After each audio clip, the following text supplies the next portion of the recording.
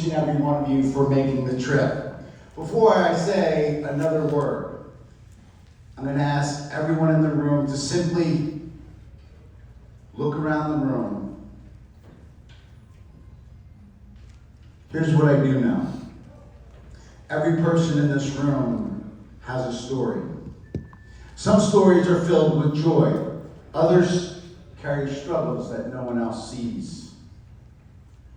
And some may carry a quiet pain that they face every single day without anyone else knowing. Tonight, obviously, we gather here for Greg, our 6th annual.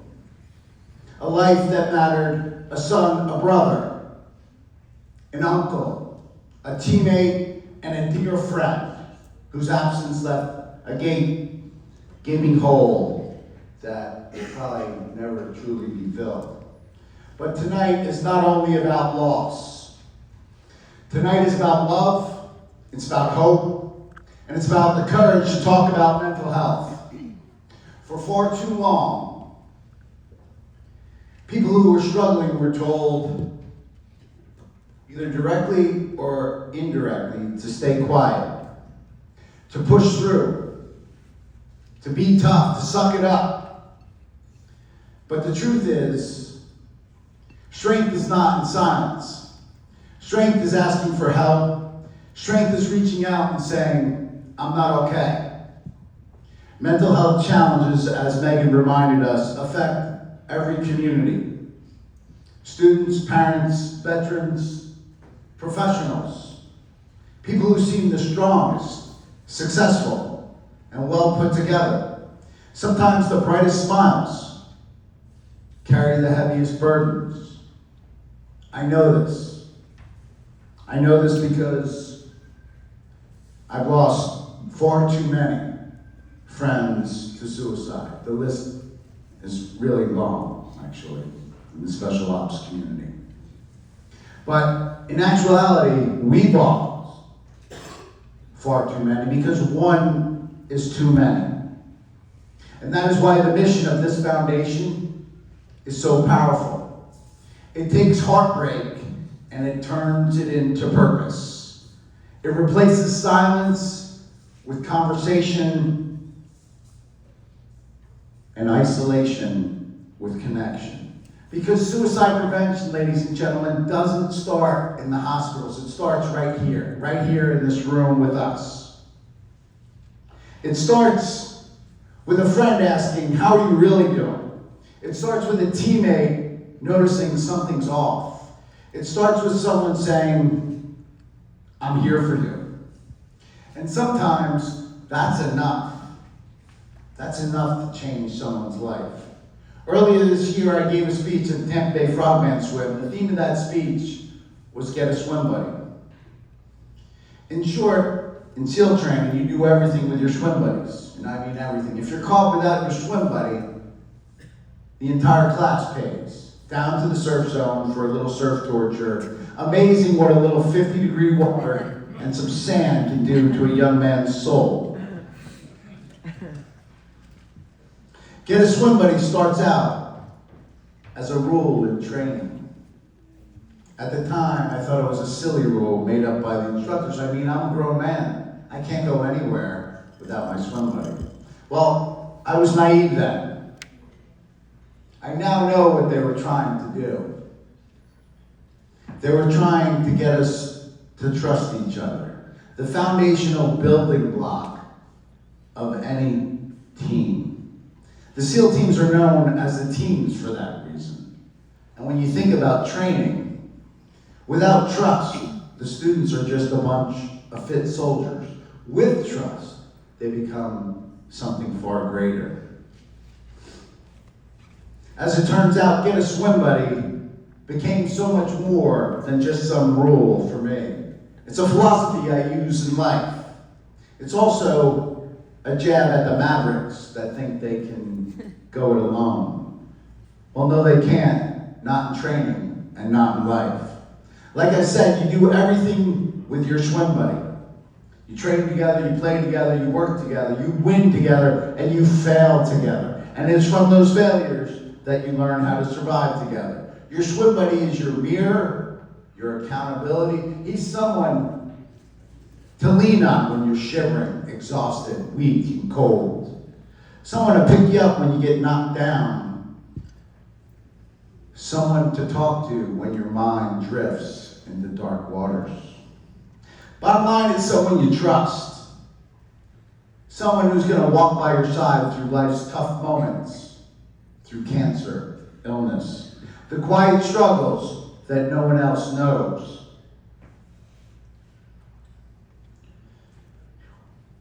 Well, after I shared this message, a man in his 40s came up to me. He shook my hand.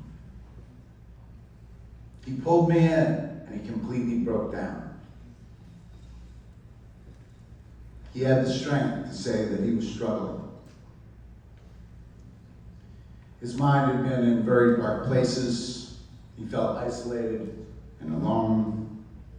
He said he didn't have a swim buddy. I looked at him right there in the eyes, and I said, "You do now." And I said, "I'm here for you." As we stood there talking, it was a cold, cloudy, windy day. The wind had been blowing hard, and then almost suddenly went still. And as I listened to him, really listened, it must have been something that he said, because I found myself thinking about Greg.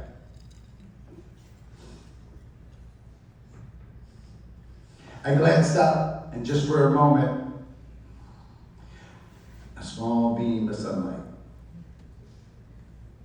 broke through the clouds and landed right next to us. So I can't explain that. But in that moment, I felt something. It felt like presence. It felt like purpose. It felt like a reminder Greg's legacy lives on in lives saved. I stay in touch with my new swim buddy. He's now part of a group that I have in Tampa. And today he's in a much better place. And I truly believe that we saved a life that day. This chance contact and the relationship that we have developed reaffirmed to me, right there, that suicide is a permanent solution to a temporary problem. And sometimes all it takes is one person to make sure the other one keeps going. If someone here tonight is struggling, or if you know someone who is struggling, I want you to hear me clearly. I want you to tell them what I'm about to say. And it comes down to 4 simple phrases. Your life matters. Your story matters. The world is a better place with you in it. And I am here for you. And then just open up your ears and listen. Because when we choose compassion over silence, we can save lives. So tonight, let's honor Greg, not only with our presence, but with our commitment to check in on our friends, our commitment to talk openly about mental health, our commitment to remind people that they are never alone. Because one conversation, one act of kindness, one moment of connection can change everything. And lastly, I'd like everyone in the room to raise their glasses. We're going to do a quick toast. To Gregory Hugh Montgomery Jr., a life that continues to inspire purpose, compassion, and courage. May his legacy not be defined by loss, but in the lives that we save, in the conversations that we start, and the hope we choose to carry forward. May we honor him in how we show up for one another with open hearts, listening ears, and the courage to say, I am here for you. To Greg, living on through life saved, for love, for mental wellness, and for life. Cheers, everybody. Thanks again for being here. I'm sure the Montgomerys are grateful.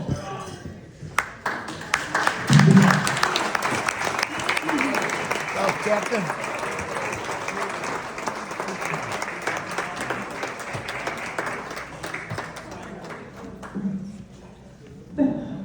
I can't. How awesome are the people in this room. Thank you, everybody, Megan, Ron,